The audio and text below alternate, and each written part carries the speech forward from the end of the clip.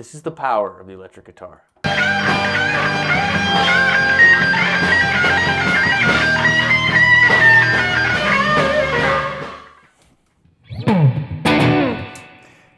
Howdy, ladies and gentlemen. Good morning and happy Friday. We're here in Maryland and got an email from Sean Nielsen, who says to me, he's got an insane cover of B.B. King's All Over Again, played by Fleetwood Mac guitar Peter Green. He calls it the most emotive and raw solo of the early 70s. He said it's a bootleg track, so the sound quality leaves a little to be desired.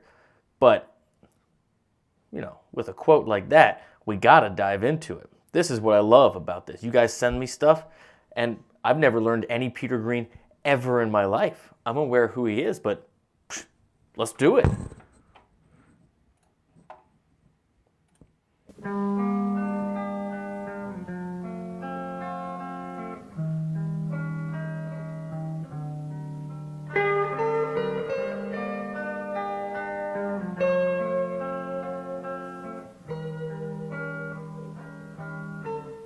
I've got a good mind to give up living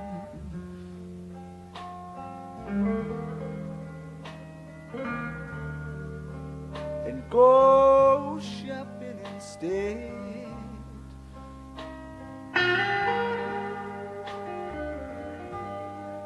I've got a good mind to give up living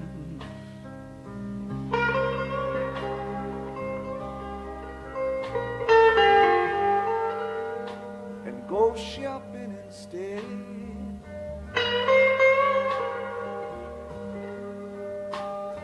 To pick out myself a tombstone, It's optimistic. yes, and have myself pronounced dead.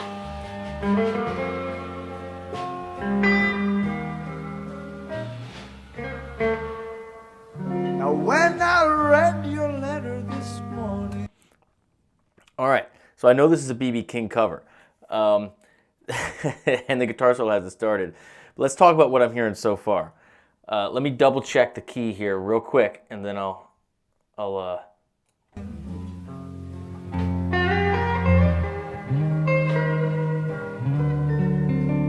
That was on your place in bed. You know, it's one of the rare treats, one of the favorite things in a guitar teacher or any professional musician's life is learning something that's not in 440. We might be in tune, they might be in tune with each other, but we are not in tune together. So if you noticed, I was just thinking chord functions. This is obviously a standard minor blues. It's got a couple movements to it, and it's in G. That's what I was just confirming. But basically, it's one minor. So you got, and it's arpeggiating. This is a 6/8 or a 12, a 12/8 kind of feel. You know, 1, 2, 3, 4, 5, 6. 1, 2, 3, 4, 5, 6. Right? It's that. It's that triplet kind of thing. It's that blues. And when you listen to it, you hear that snare really release, and that makes the whole groove. It keeps all the time. So, it's hard to find a drummer that can play a good 6 or 12. Remember that. And if you find one, keep them. All right. So you have G minor, F major, E flat 7, D7. So there's your 5 chord. So this is a walk down. Now in the verses, you do hear it sometimes it goes to the 4. So G minor,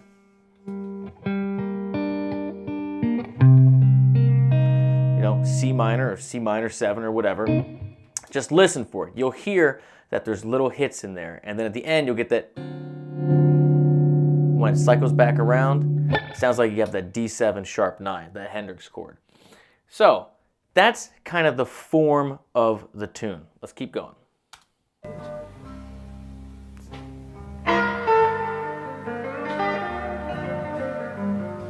By the way, love this tone. Soaked in reverb, sounds like a, humbucker, like a a PAF, like a Les Paul through it's one of those old tube amps, probably a Fender or something like that.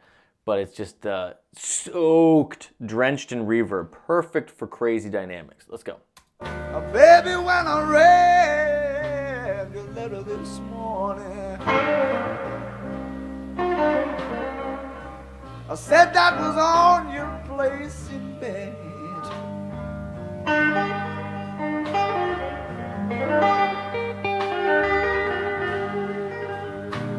You know, now that's when I decided.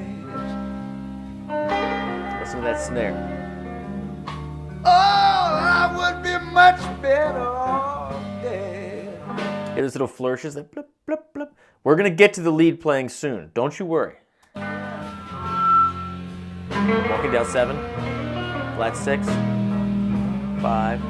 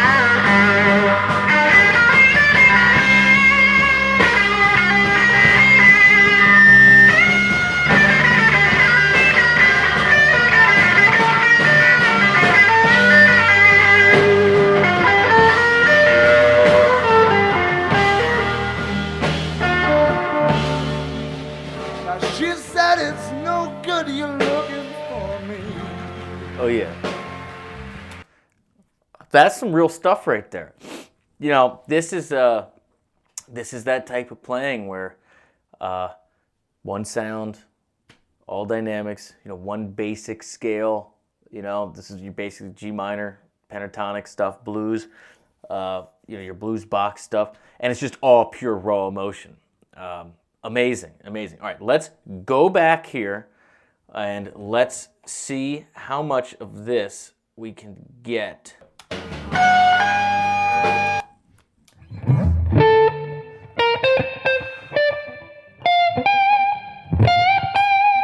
So starting right here in this G minor box, this pattern 4, if you guys are familiar with that cage system, but basic stuff, you know, we all know that. Flat 7.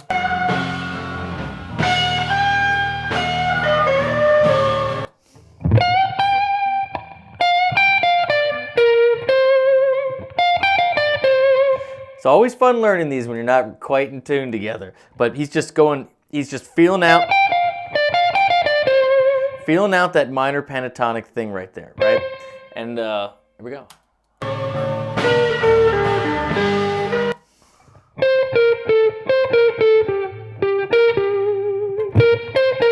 You hear that 2 in there over that 5 chord? That's your chord tone.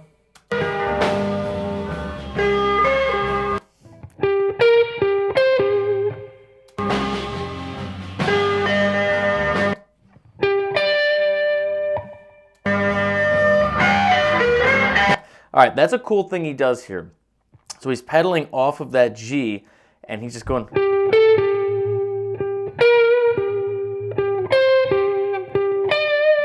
And just going up that minor scale. So G A, G A, B flat, G C, G D.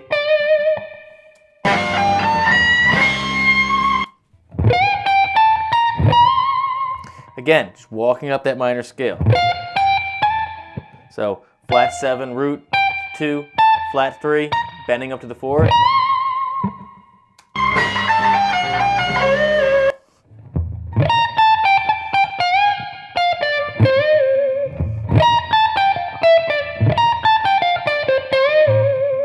Yeah, going, bending that 4th up to the 5th and coming down. Something like that.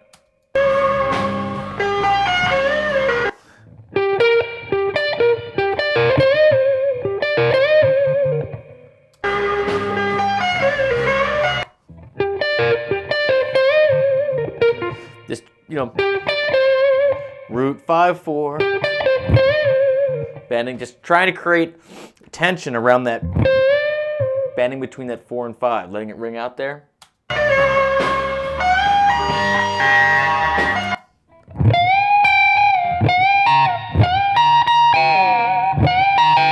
Bending on the flat 7 with your pinky, grabbing that flat 3, and getting this.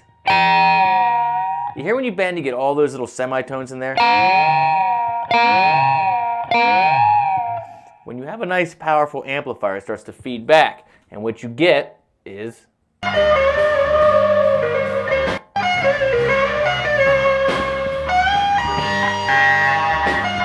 You hear those semitones fighting in there with the power of the tubes? That's the real stuff.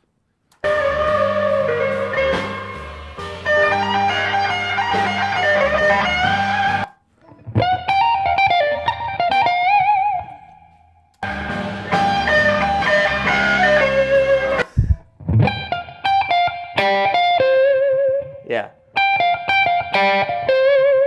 Landing on that 4, when it goes over, shocker, the 4, that C minor there, landing on that C, chord tones, chord tones, chord tones.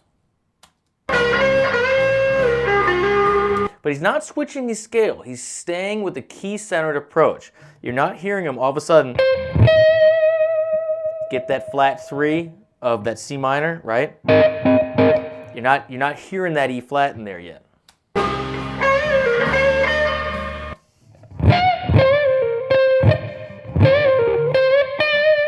Now he's going to the Ds. That's the 5 when the chord change is going over the 5.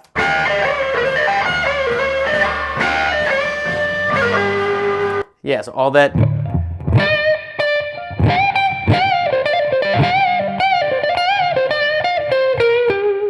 Well, what's over the 5? So here's your 5, right? That's your D. When you're going, you're pivoting, creating tension around this. And ending on your 1. Yeah.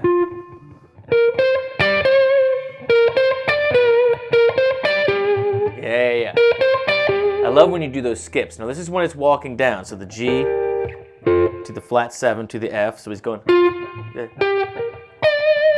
So from the 5 over to the 1. It goes down to the F.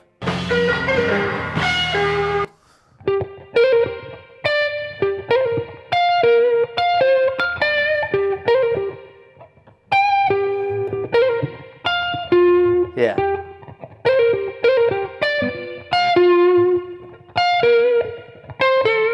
Oh, we got to go back and make sure we get that right, don't we?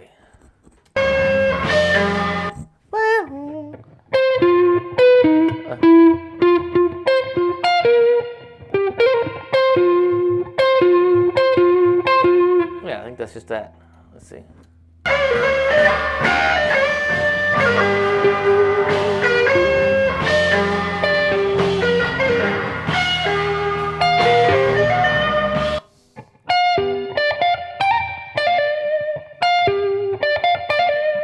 So over here, there's your flat 7 it's getting as it goes over the flat 7.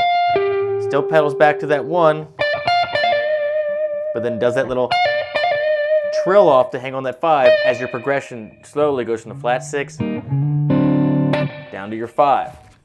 So I don't get the impression that he's thinking so entirely clearly about the chord tones over this. It is just a basic scale using the ear and just all emotion. I know I'm trying to tell you why things sound good, and I encourage you guys to spend more time figuring out why what you like sounds good to you. You know, why does this melody over this chord or for this rhythm sound good? You know? But this is an old school, you know, key-centered approach, meaning no matter what the chords do, you're sticking to the one scale, the scale based off your 1, your G minor in this thing. Then you're using your ear, you're using emotion, you're using the power of the amplifier to make it sing, make it breathe. This is textbook stuff. You might be thinking I'm downplaying it, but it's not. I'm not, even a little bit. This is very hard to do right, and I'm so happy that you turned me on to this. Let's keep going. We'll do a few more minutes. By the way, I love how the band comes down. Whenever you have a slow blues, you always have to do peaks and valleys. Like, yes, you should have that in all music, but especially in a slow blues, like you have to. You have to. You got to tell people how bad it is before you get upset. You know, you got to paint the picture.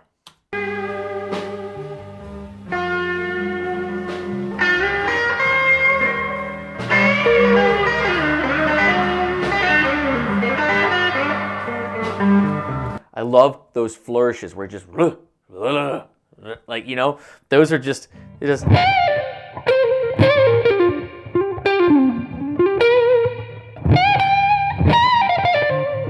know, where it's like it kind of falls off there, like the love that, especially when you got tons of reverb. It's awesome.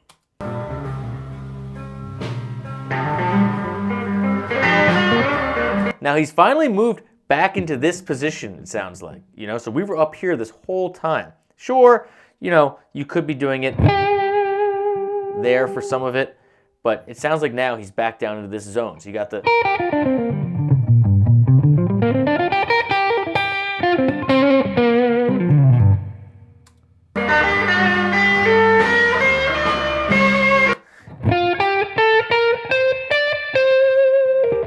yeah, okay, so now that walk up, I would do that on the second string. That makes sense to me. So if I'm here, here's your G. Now it seems like he likes to favor the 9, right? So you got your 1, 2. Now remember, your 2 is always the 5th of your 5 chord. So when in any blues situation, any situation, right? It's easy to forget about that 2, just hanging there a step above your root.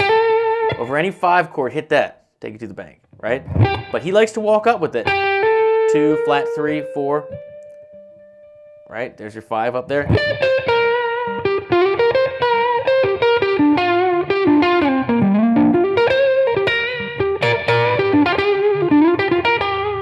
That whole zone.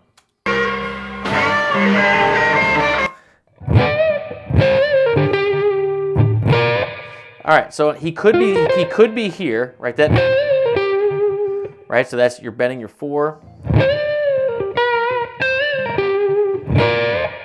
right? So 4, down, up, flat 3, root, and then you got this 5 and your flat 3 being pushed together. You can do it here too.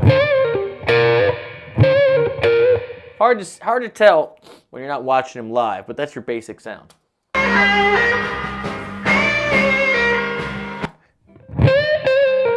Yeah.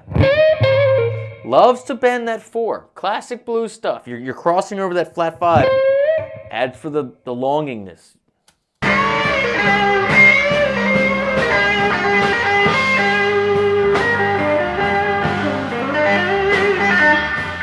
Woo-hoo.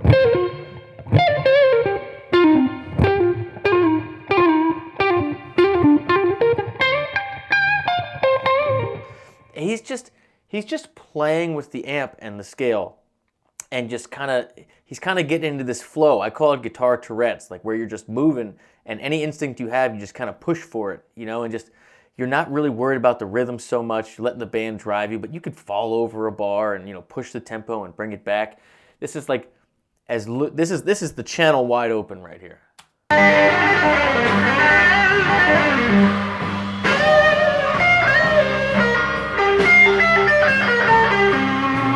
Yeah, see, that's what I'm talking about. You know, when you kind of let it fly, that, you know, and you just throw it out there, and then you come back with with another like crisp little melody line. So it's like that balance between, you know, just throwing out emotion to just like, oh no, we're singing a song here still, but then it's just like, you know, God, I'm just gonna go shopping for a Tombstone.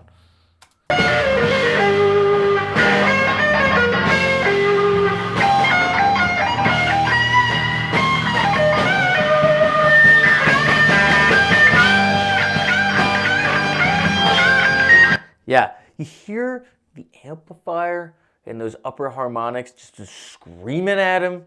That is a lot of control in the hands. That only happens with very, very loud tube amps that you're standing right in front of. And it is making your strings shake, and you're muting, and you're fighting that feedback to not overtake your sound, but add all that harmonic, whatever you want to call that content, that screamingness, right? This is the moment. This is the moment we all strive for on stage. The channel's wide open. You're hitting the sweet spot in your amp, and it doesn't even really matter what you do. You know, you're just staying on the money right there and just letting it breathe. This is the power of the electric guitar.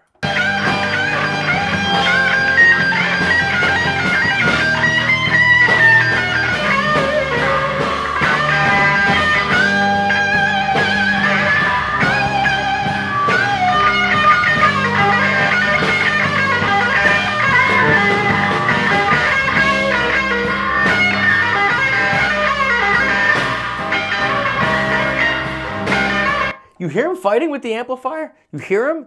I wouldn't be surprised if he turns around at this point and he's looking at the thing the way it's hissing at him, and he's fighting through it. This is what you don't get in the studio. This is what you only get on stage with the band and in these rare little moments. I'm so happy. Who shared this with me again? Who shared this with me? Sean. Sean, you're the man. I love it. Thank you for sharing this. This is what it's all about. This and again, he's not, you know, it's just, we can all do that, right? But there's something about where you hear him losing it and trying to harness it, but then not really. This is the channel being wide open.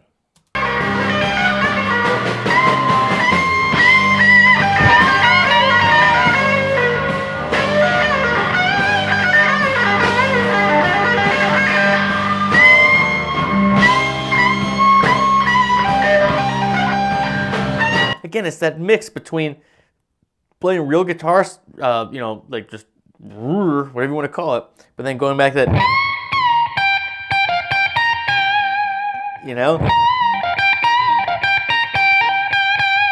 where you're just letting it sing, letting your vibrato really hang. Working the amplifier. I can't stress that enough.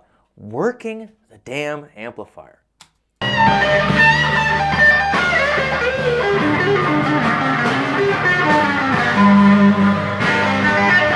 All right, I'm going to stop it there because this video is going to go, for an hour. Key takeaways here, ladies and gentlemen. Key takeaways. Green's badass. Takeaway number 1. Number 2. This is a minor blues in a 6/8 feel. You can feel it in 12 if you want. It's got 2 basic parts. It's got 1 minor, flat 7 major, flat 6 dominant, 5 dominant, and then every now and again during the verse sections it goes to 4. Shocker. But what you're hearing here is a key-centered soloing approach as opposed to a chord tone approach or a chord scale approach where you switch stuff based on what chords are coming over. So he's staying to G minor pentatonic. Well, basically, it's a G minor pentatonic with a 2. So think G minor, but he's never really playing that flat 6. He's never really accentuating the 4 chord. Standard blues type of thing, where if you always play one note, if you play behind that 4 a little bit, you play that 2 instead of the flat 3, adds to that sense of longing that you're going to go back somewhere, right? You're not actually going to that 4. You just it's adding that little like, oh my God, where am I going? Where am I going? And then when you come back to the 1, you're back to the 1, right? You're not actually like, oh, I'm here at the 4. It's just like, oh my God, something's happening. I don't know what the hell's happening, but something's happening, and then you're back, right? So you got to get a strong band. But then the key to this, what makes this what this is this is a dude that really understands how to play with an extremely loud tube amplifier. Soaked in reverb, no real effects that I can hear besides that, you know what I mean? It's to me it sounds like humbuckers. So it sounds like a Les Paul probably, even though the picture I'm looking at on this is him playing a Strat. Maybe he's got a bucker in the Strat. I don't know. If you guys know, drop it in there. With a cranked up amp, maybe a Fender Twin, I don't know. But you hear him fighting with the amp and the way the reverb blends in with the power of the amplifier, trying to make it feedback. You can hear him,